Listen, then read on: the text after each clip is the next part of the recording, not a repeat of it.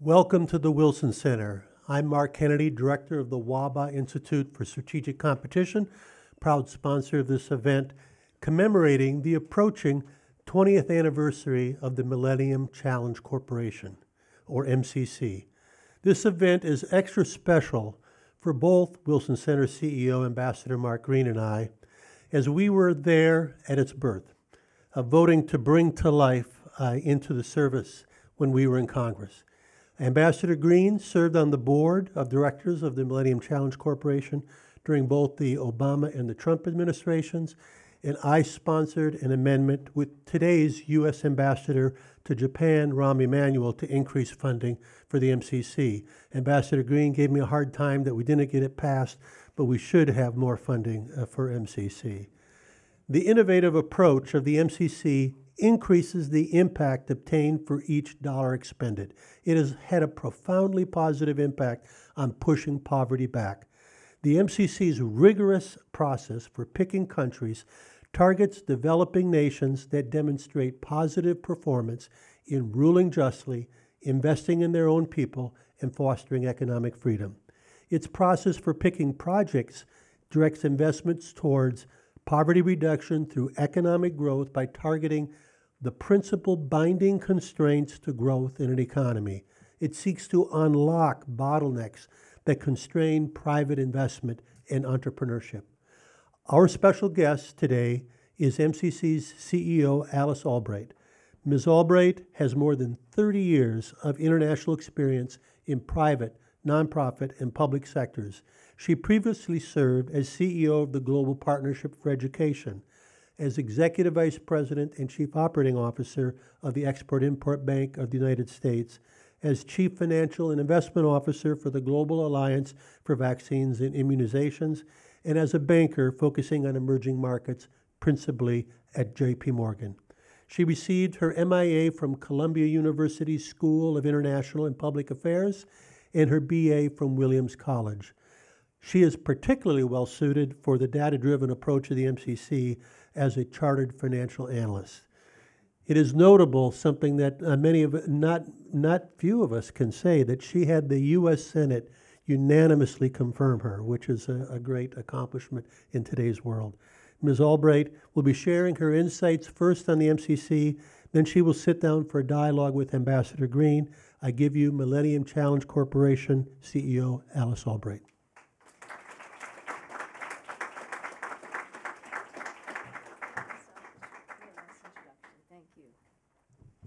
Well, good morning. Thank you so much for that wonderful introduction. Let me reorganize a little bit here and get this microphone in the right place. Well, I'm just absolutely delighted to be here with all of you today. Again, thank you so much for that wonderful introduction, Mark, and for your leadership of the WABA Institute. And thank you, Ambassador Green, and the Wilson Center for hosting this wonderful event. Ambassador, you've been such a close friend of MCC's and a thought partner since day one. I think, in fact, prior to day one, because you were very much involved in co-sponsoring our act. So in some ways, you are one of our founding fathers. You then served as ambassador to Tanzania as MCC was embarking on a $700 million compact, and you later served on our board of directors, both as a private member and then following while you were the administrator of USAID. I think you might hold the record for the person who's been on the MCC board the longest. So needless to say, we're incredibly grateful for all of your contributions and looking forward to today and our conversation.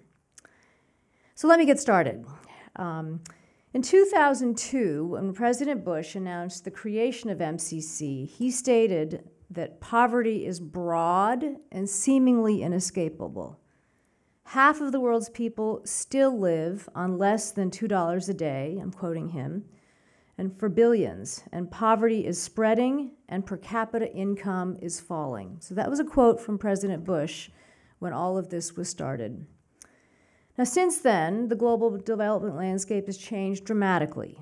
Poverty and inequality had decreased from when he said that, but it's now been reversed due to COVID and Russia's war of aggression in Ukraine and many other factors. The international community had been coming together to provide unprecedented debt relief, But then, slowly but surely, we've seen debt burdens grow for various reasons. A slow-motion climate crisis once seemed very distant, but now is real and immediate. Economic shocks have increased in frequency as the world has become more globalized and very interdependent. And a third wave of democratization had raised hopes, but now authoritarianism is on the rise. Through all of this, though, MCC has remained true to its singular mission and model, which is maintaining a very long-term view focused on reducing poverty through economic growth. Over the last 2 decades, MCC has deployed over $15 billion in grant funding in 46 countries across 6 different continents, lifting 270 million people out of poverty in one way or another. But as the world has changed since MCC was founded, so too has MCC. We've doubled down on inclusive growth and gender equality. We've leaned into helping democracies deliver, but at the same time, having made some tough choices when countries move in the wrong direction. We've recognized climate's economic effects and built in climate-resilient infrastructure into how projects get designed. And we've pursued systems change to strengthen all that we think about when we do economic resilience. But even as we look forward to MCC's future, MCC's founders, like Ambassador Green, were also very wise and at the beginning, very forward-looking. They provided MCC with a very solid foundation that thankfully remains very much intact. MCC's core principles of selective engagement, country ownership, mutual accountability for results, and radical transparency have delivered time and time again. But while we've reached what I would call the proof of concept stage on the bold experiment that is MCC, we also must continue to evolve based on all that we've learned and where we see the needs are. What have we learned and how have we evolved? For example, we've recognized that we could unlock new opportunities by pursuing regional approaches. Why is that? Economic growth and opportunity is not confined to within a border. Trade is by definition cross-border. So following new authority from Congress, we signed our first regional compact this past December between Benin and Niger, and it will improve trade, the trade corridor between Benin and Niger. Very excited about that. We have 2 other regional compacts that are in the works, but that was the first one. We've also learned that soft policy reforms must always complement hard infrastructure investments.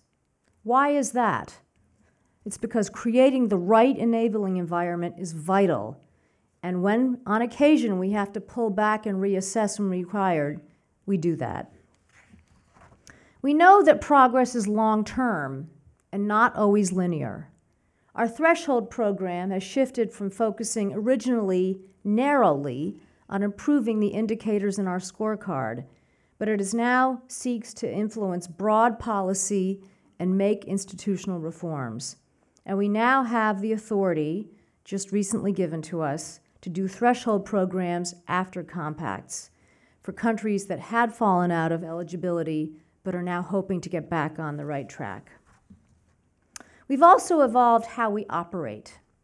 We have a wide range of partners and have learned through years about how to operate in different settings, everything from countries that we would consider emerging markets to post-conflict states.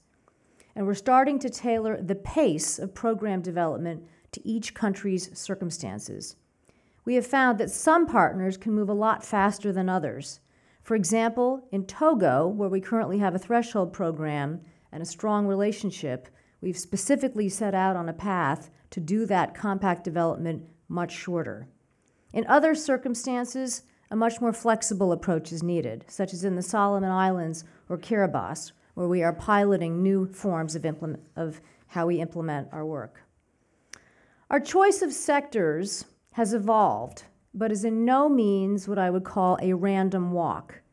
Instead, the sectors that we work in reflect what countries find to be their most pressing challenges. Many of our early compacts were focused on agriculture. We then moved on to power, and now we are seeing more interest in climate and climate resilience, digital and urban-focused investments. Even in the face of constantly shifting country needs, though, MCC has remained agile and flexible enough to address each country's most urgent economic constraints. We've also contributed to the U.S. response to key geopolitical changes, including, for example, China's greater role in the international system and Russia's war of aggression in Ukraine. Regarding development finance, MCC provides a positive alternative to China. Yes, China offers a wide range of options, but we've all seen the shortcomings there. We now have much better data on what Chinese development finance involves and a better understanding of the projects that they're supporting. I'm going to break it down right now into 3 buckets. One is grants, the second is concessional finance, the third is a non-concessional finance. Their grants are limited compared to those of traditional donors, and they often finance projects that are on the one hand, very visible: stadiums, presidential palaces, opera houses, but these don't necessarily contribute to economic growth. Their concessional lending does finance infrastructure, roads, rail, power, but it comes at a much higher cost. And finally, their non-concessional financing typically finances extractive industries like oil refineries and mines, the consequences of which you can see are clear. You've heard me mention the importance of MCC's work on policy and institutional reform and how that needs to complement our investments in infrastructure. While China's no policy strings attached approach may seem attractive, especially where capital is scarce, there are long-term costs. In contrast, MCC uses grants to finance high-return infrastructure projects that addresses a country's most binding economic constraints. We do this on transparent terms, and we leave no debt behind. MCC's experience could also provide useful lessons for rebuilding Ukraine.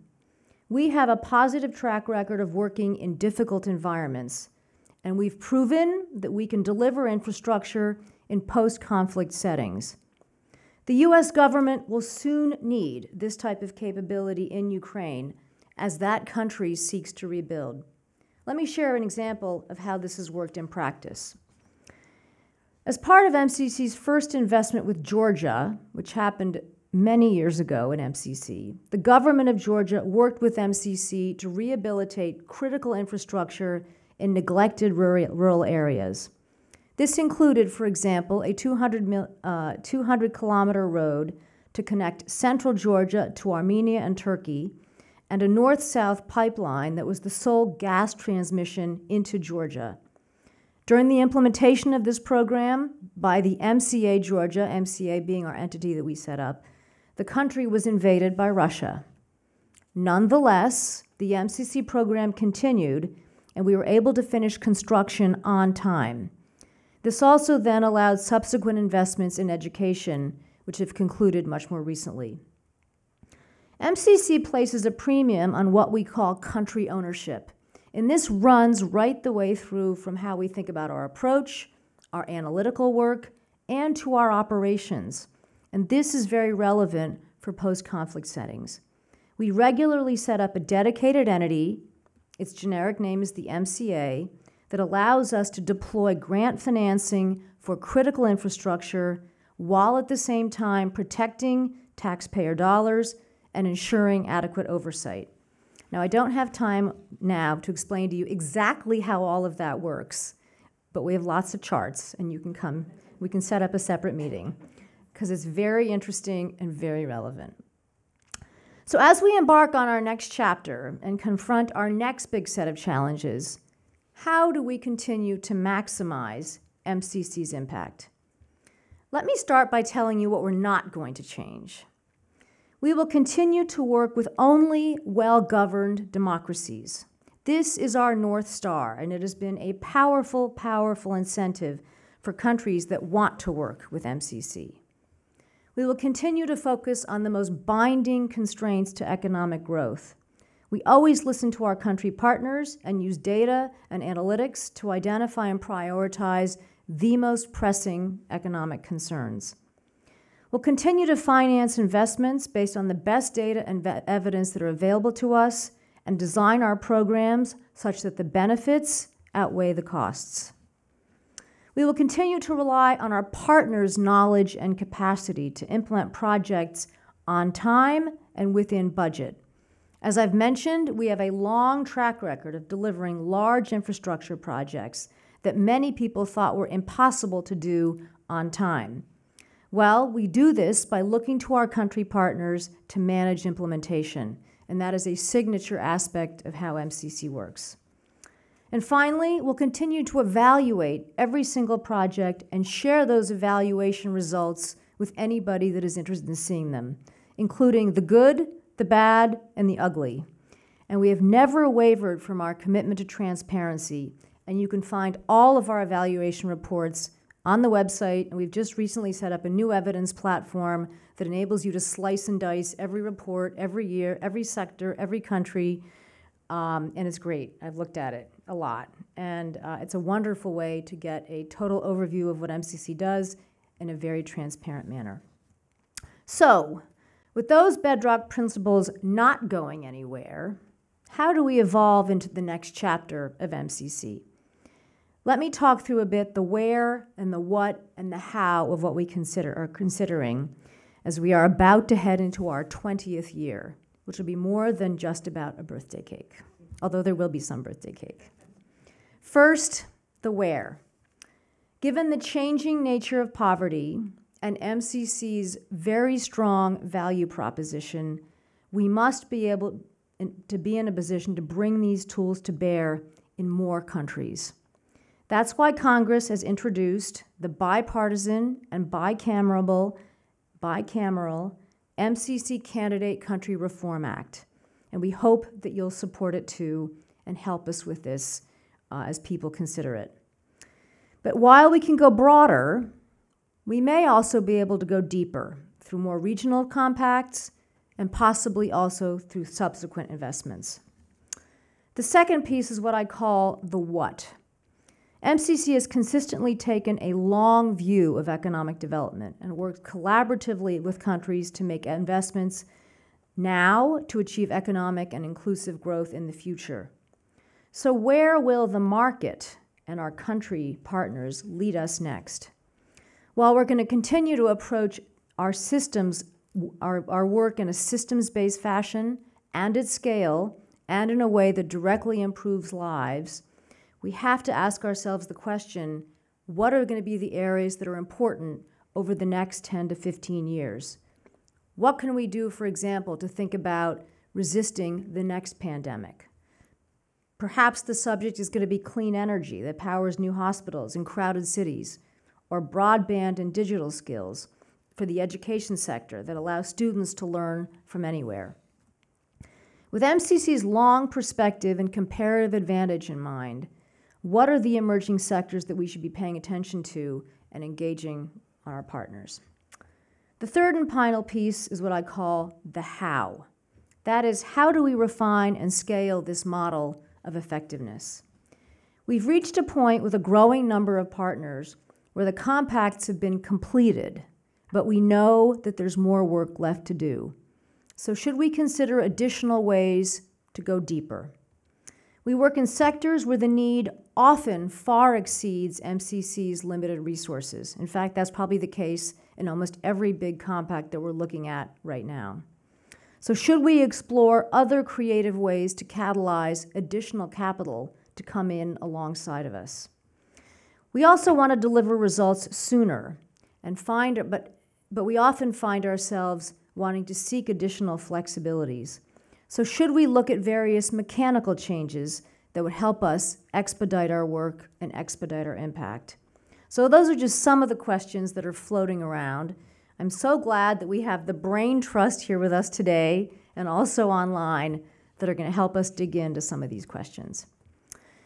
So let me close by ending where I began. The world has changed dramatically since MCC's founding. In fact, I was over at American University a few weeks ago, and I was reminded of President Kennedy's commencement address 60 years ago when he encouraged AU students to experiment to meet the moment. JFK stressed the importance of practical and attainable actions, and not some magic formula, but those that evolve to meet the challenge of every new generation. So in short, development is a process, and it's not a destination.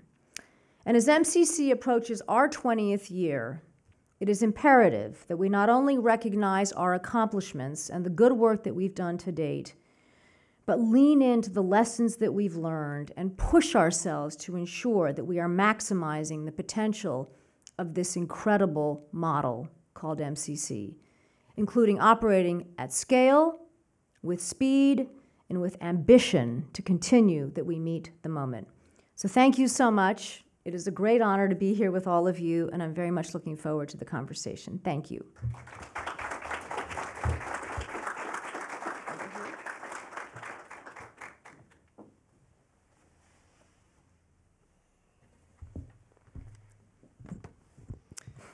Thank you to Mark Kennedy for his introduction. Thank you to the WABA Institute for sponsoring this. And welcome, Alice Albright. It's good to have you here. So as a number of people have noted, MCC is approaching its 20th birthday. That ages me by quite a bit. I remember when MCC was a toddler. And just like with toddlers that we all know, it was a little unruly, and quite frankly, we weren't sure that the model was going to take. It was an experiment. It truly was pushing the boundaries. But take it has, and I would argue that no agency has done more to shape the way the world approaches development than MCC. Data-driven, partnership-centered. We often talk about the MCC effect, the fact that the monies that are provided incentivize policy reforms in countries with whom we partner. But something that I think is underappreciated, the MCC experiment and the way that it has used data and the way that it has used the indicators has shaped every other agency in the world. As the former head of USAID, I'm not sure that USAID would be as metrics-based and as outcome-driven as it is, if not for the lessons that we learned from MCC. So just as MCC was an experiment back in the day when we were standing it up, it's always been an experiment. It's always been the think tank. It's always been the laboratory in which we test so many ideas. But I want to pick up on something that you were talking about, Alice. I think something that is underappreciated, and that is the MCAs that you talked about. So I had the honor of being in Senegal right as a compact closed in Senegal. And I remember we had a meeting with some of the government leaders, and everyone, we were moving on to our next meeting, and we left the room, and a lady pulled me back in. And she said, I just want you to know why the compact meant a lot to us. She said, it's not the roads. We can build roads. Anybody can build roads. You proved to us it could be done on time, on budget, and transparently. And yes, we knew that intellectually, but we had never been able to prove the model. Now we have a generation of Senegalese who know how to do this. Talk about why that MCA is so important to the MCC and the model that you have. Well, it's a great question, and I think you've set it out. I've been at MCC for about a year and a half, and so I've learned many of the nooks and crannies, maybe not all of the nooks and crannies, but one of the aspects of it that I think is most profound is the MCA. Now, a lot of organizations consider sort of the concept of country ownership. It's theoretical, it's aspirational, it's academic. For us, it's actually how we operate. And it starts with asking a country and working in various analytical ways, what is your biggest problem?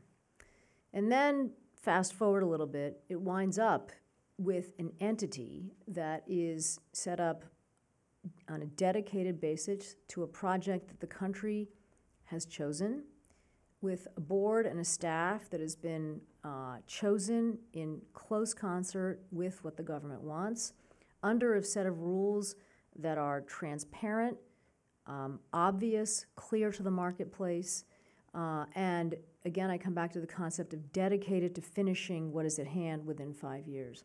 What happens if a country doesn't finish in 5 years?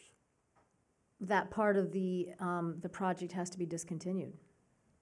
And it's happened. It doesn't happen often, but it's happened. Now, we take our 5-year clock extremely seriously. I think there were, during COVID, 5 different examples where we sought a 1-year reprieve because of COVID, but that was understandable, but the only example of that. So it's embedding an entity in a country to enable them to go get the job done. And the pride of ownership, the sense of control over that, the fact that it's dedicated and transparent it stands out as it's a real standout, I'll say, relative to what you see in a lot of other ways that international development is done on the ground. So it's sort of the unsung hero of our model. It doesn't get talked about a lot, so I'm glad we're talking about it. You talked a bit about some of the new tools that MCC has. World has evolved, thankfully. MCC has evolved along the way.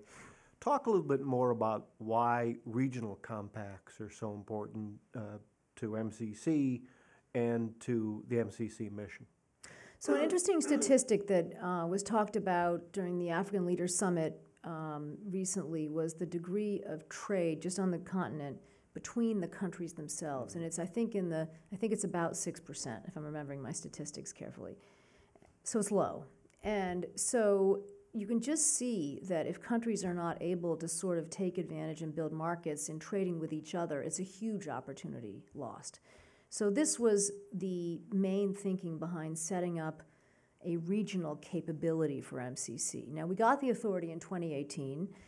It is what I have called in the past a bit of a high wire act to actually make the regional compacts happen, because not only does each country have to remain eligible, the projects themselves have to cross all of our requirements. So it's hard to have happen. And one of our regional compacts that we were starting on involved the West African Power Pool and Cote d'Ivoire and Burkina Faso. So some months ago, because of the coups in Burkina Faso, we had to step away from that. But the logic is helping regional trade. The way it works in practice is that we work with both countries together towards a common set of objectives, and that's what we're doing in Benin and Niger. We are continuing to work on the electricity one in the Cote d'Ivoire, and we've just announced just earlier this year another one at the early stage with Senegal to try to look at regional opportunities there.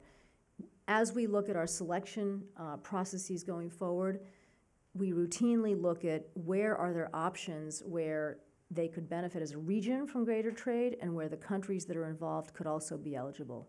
So it's all about trade. And it also addresses the risk that we sometimes see with some of our partner countries are landlocked.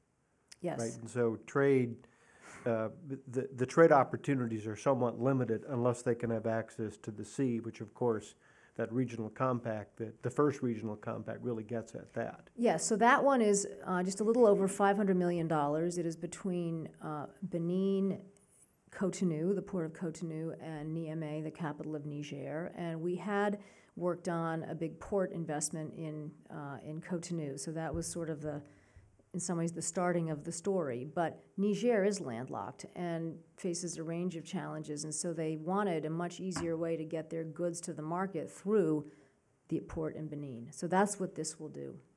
Yeah, makes sense. Why do you think the MCC model is particularly suited to infrastructure? Because that You began talking about infrastructure, and some of the most successful compacts seem to be infrastructure focused. What about the model makes it particularly effective in that area?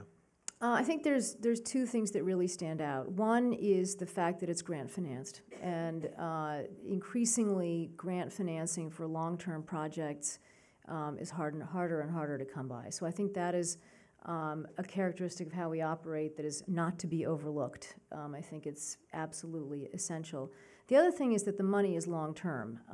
We all know that doing infrastructure projects takes a while. Even in other places in the world, it takes a while. So the fact that our money has once it's appropriated, we can work with it. But then also once the project starts, there's a 5-year limitation on it. And that duration is a really good fit to then enable you to study what is the key constraint that a country faces that could be infrastructure, and then how do you design it, how do you get the studies done, others, you have the time to get it right. Now, one thing we've learned is that often success in infrastructure investments has to bring with it policy changes around the infrastructure. So if you're doing, for example, an energy program, you have to look at the regulatory environment around it. What are the entities in the country that regulate energy? Are they sort of situated properly? What is the tariff structure? I mean, there's various questions like that. So I think that the way that we work, the type of money, the duration, the ability to do policy work and investment work, it's all a fit that I think is very well suited to that type of work. So infrastructure is all the rage these days. Everyone's talking about infrastructure and how we finance it and how we construct it and how important it is. And you can't answer this, so I'll ask it and answer it for you. So despite all of that and how important infrastructure is and how successful MCC has been, your budgets have been largely flatlined. What would you do if you had more money, perhaps deliver more infrastructure? Okay, that's, I think, enough said on that point. We can do more with more. There we go. So you mentioned the Risch-Menendez legislation, the MCC Candidate Country Reform Act. Risch is quoted as saying, it helps MCC to work with the right partners in the right places at the right time. So two parts. Number one, perhaps you can give a few examples of the countries that become eligible that perhaps previously, financially eligible that previously weren't, number one. Number two, in a time when politics seems to be fractured and fragmented, the fact that you've got the chairman and ranking member, bipartisan sponsorship of this, how important is that, and to what do you attribute that? So let me start with your second question first.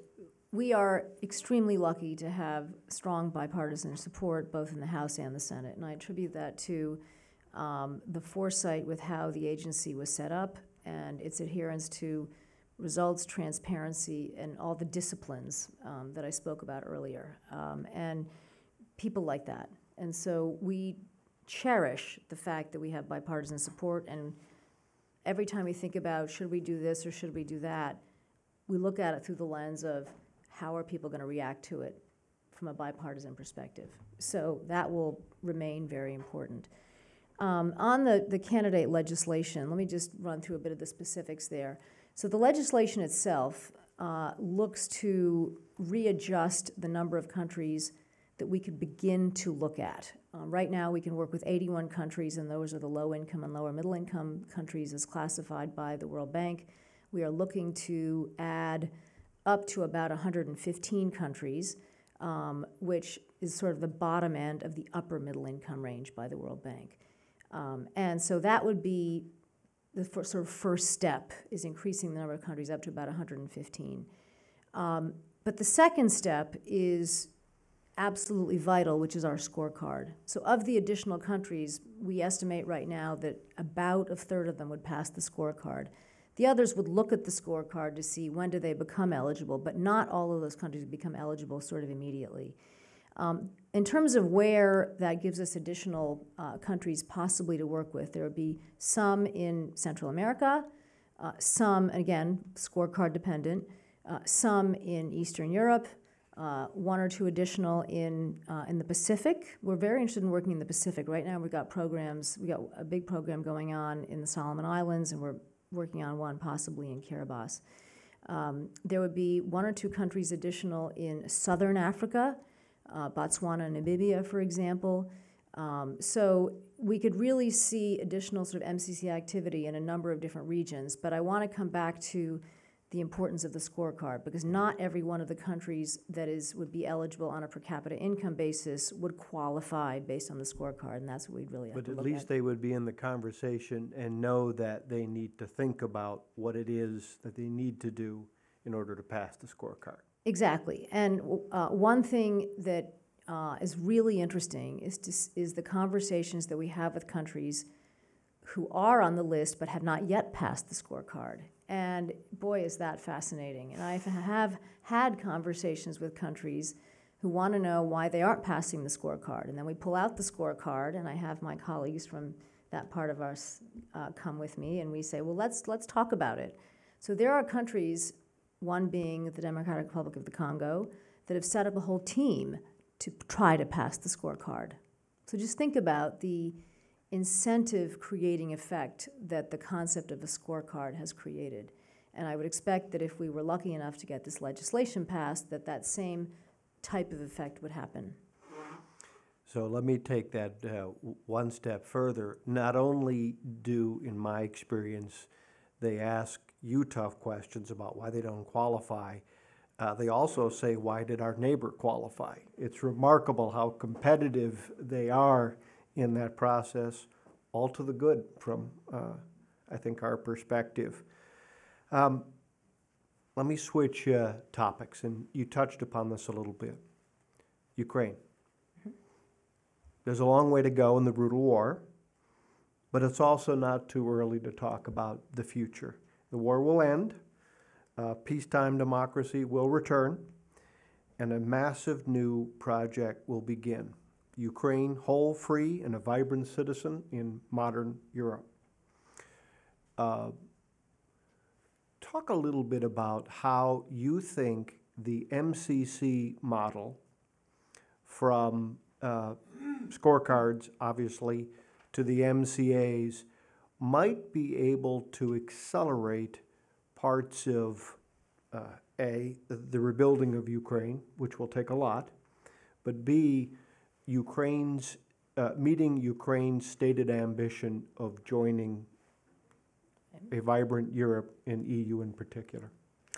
Well, you won't be surprised to hear that we are talking a lot about this internally.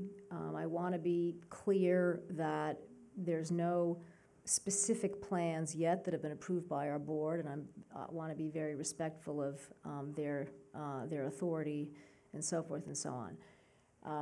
But there are two ways that over time MCC possibly could get engaged in Ukraine. One, let's say sort of first steps first and second steps second. If we were to get engaged with them sort of more in the near term, one could begin to think about some of the policy and reform areas that might be necessary to help them accede to the EU, which everybody knows, I think, is a very important step as they recover and change their whole relationship with Europe and the West and so forth and so on. So that is one possible area. Again, I don't want to get ahead of ourselves. After that, we could begin to think about possibly about infrastructure investments, but I would want to come back to the question of value added. There are, thankfully, a lot of money going into Ukraine right now, and we'd have to really think about what is the most, really the value added and the distinctive feature of MCC's program relative to what others are doing, because we wouldn't want to just sort of deploy money in an area that might be duplicative with others. A fundamental question that we would have to ask ourselves is how do we operate in an environment which is, part of which is significantly war-torn? That's really not our remit. Right. So we have to really think about, some of the eligibility considerations there. But those are sort of some of our early thoughts. It's early days. As an agency, we are, our hearts are very much with all of the Ukrainian people during this sort of horrible, horrible time. We just have to think carefully about what do the steps look like. So those are some early ideas. Also, the notion of regional compacts and projects, given, again, what I think we all believe Ukraine is right to pursue, membership in the EU and trade and private sector-driven growth, that would seem to be in particular a good model. Also, one would think the MCA experience. In my days as administrator at USAID, one of the last trips I took was to Eastern Europe. Right. And what was striking to me, head of state in a public setting said, love the work that you guys have done for us at USAID. We appreciate all of that. But he said, you don't understand, that's not what we need right now. He said, countries that come from particularly the old Soviet Union, for them, transparency isn't the natural state of order. And so we need people to help us and to help a young generation understand how to operate transparently.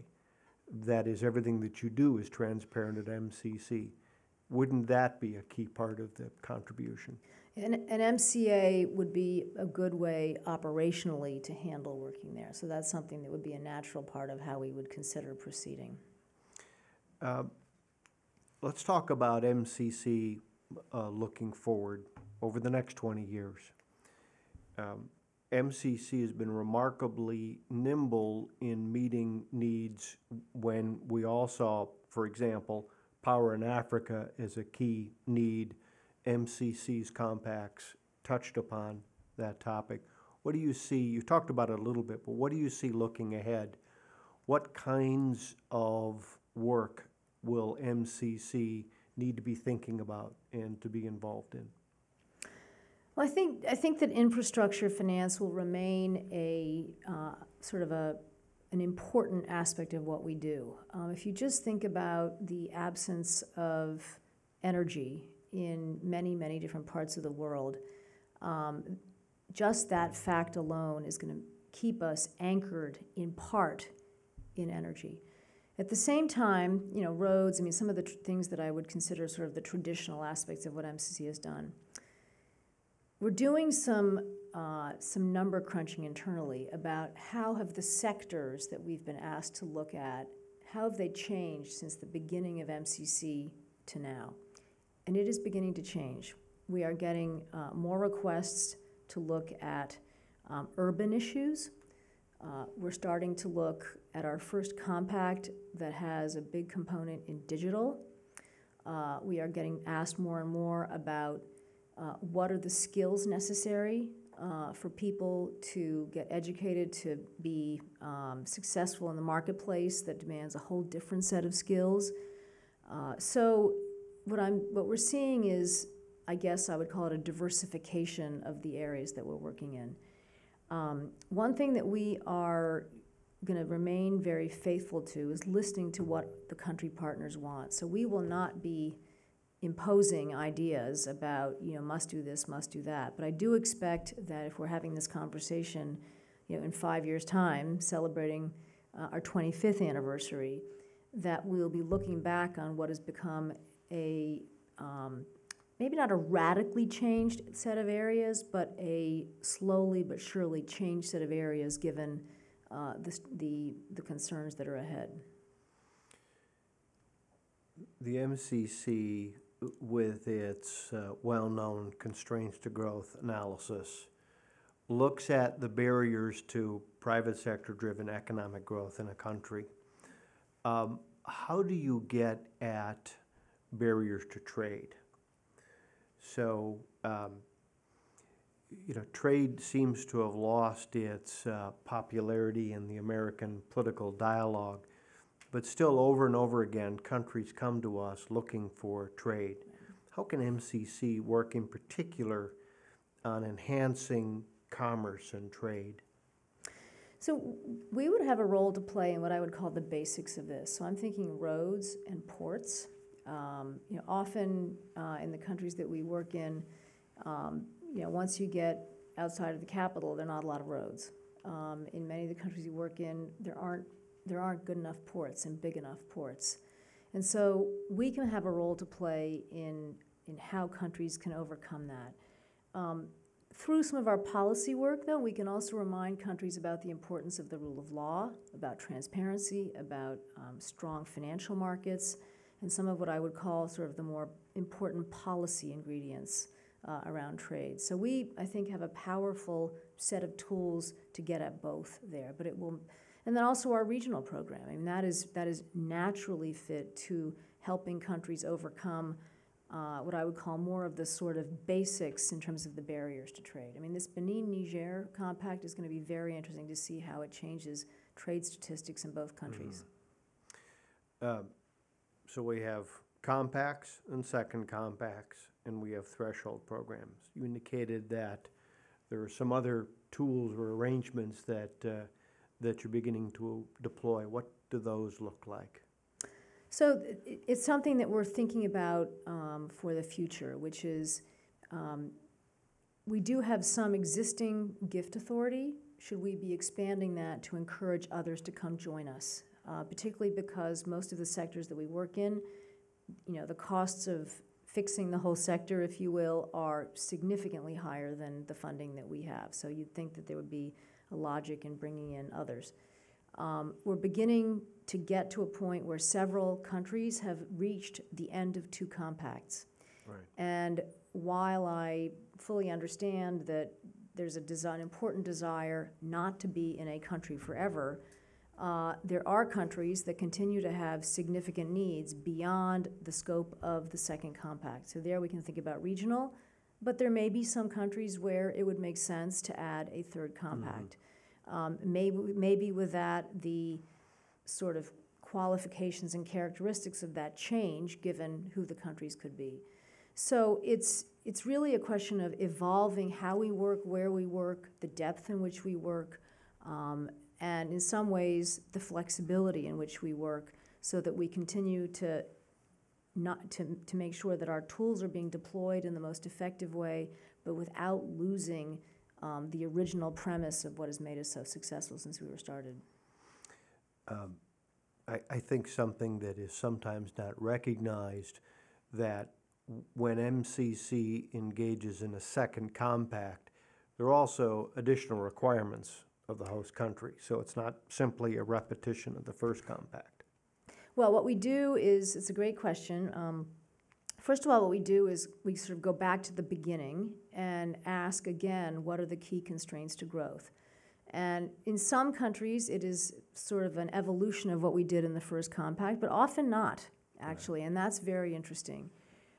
So often not, but we come back to that original discipline of what are the constraints to growth. The other thing we haven't talked about much is countries contributing their own money to work alongside with us. So we do have a requirement that it differs slightly by income category, but and it also differs between first compact and second compact. But countries are required to contribute their own money.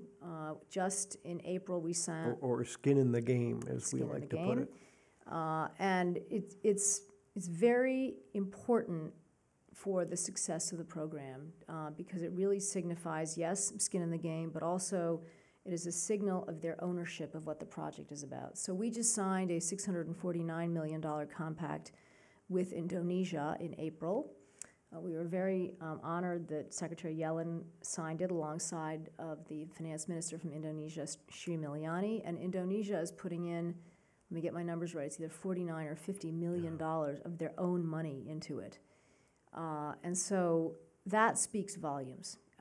There's another compact that we're working on that I can't share the details of, where a country is indicated to us, even though they don't need to, they are considering contributing their own funding to the compact. So that is, in addition to all of our sort of requirements, that requirement to have money in from the country, I think, speaks volumes, and it's very, very powerful in terms of the country's interest in the outcome, the interest in what happens after the compact, maintaining the assets afterwards, and so forth. You've been very generous with your time. It's been great to have you here.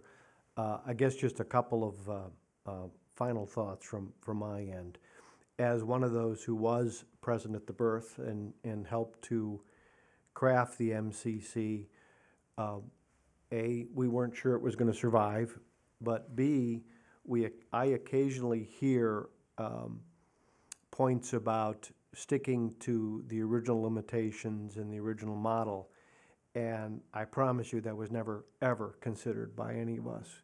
We had an experiment and wanted to see it take off, and we've been all very fortunate and gratified under multiple administrations, Republican and Democrat, under multiple Congresses, Republican and Democrat, a changing world with a wide range of challenges popping up. The MCC has not only stayed relevant, but quite frankly, surpassed expectations. And I think a big credit goes to those who have been chosen to lead the MCC.